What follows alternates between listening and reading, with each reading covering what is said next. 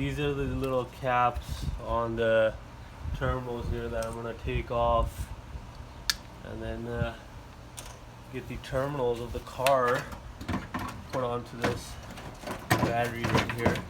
So basically I'm gonna just kind of maneuver it in. So which one should I hook up first? Should I hook up the ground first, or should I hook up the positive first? Well, I'm gonna go with the ground first and see what happens. It's not my first rodeo. So I got that in. Then I'll get a ratchet and screw it up in a minute. So now I put in the positive.